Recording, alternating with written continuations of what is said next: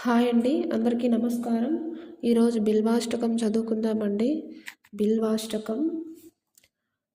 త్రిదళం త్రిగుణాకారం త్రినేత్రం చ త్రియాయుధం త్రిజన్మ పాపసంహారం ఏకబిల్వం శివార్పణం త్రిశాఖై బిల్వపత్రైశ్చ హ్యసిద్ధ్రై కోమలై శుభైః తవ పూజాం కరిష్యామి ఏకబిల్వం శివార్పణం కోటికన్యా మహాదానం తిలపర్వతకోటయః కాంచనం శీలదానేన ఏకబిల్వం శివార్పణం కాశీక్షేత్రనివాసం చ కాలభైరవదర్శనం ప్రయాగే మాధవం దృష్ట్యా ఏకబిల్వం శివార్పణం ఇందువారే వ్రతం స్థిత్వా నిరాహారో మహేశ్వర నక్తం హౌష్యామి దేవేశ ఏకబిల్వం శివార్పణం రామలింగ ప్రతిష్ఠా చ వైవాహిక కృతం తథా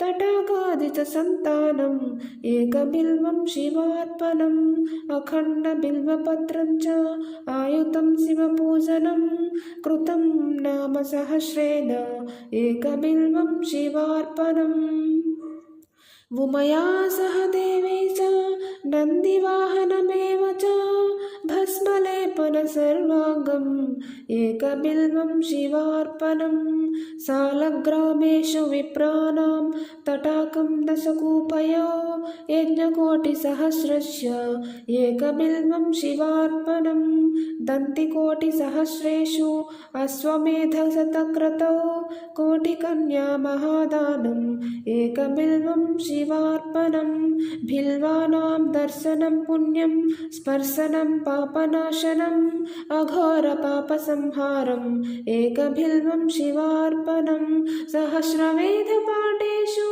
బ్రహ్మస్థాపనముచ్యతే అనేక వ్రతకోటీనాం ఏకబిల్వం శివార్పణం అన్నదాన సహస్రేషు సహస్రోపనయనం తదా అనేక జన్మ పాపాని ఏకబిల్వం శివార్పణం బిల్వాష్టకమిదం పుణ్యం యః పఠేత్ శివసన్నిధౌ శివలోకమవాప్నోతి ఏకబిల్వం శివార్పణం.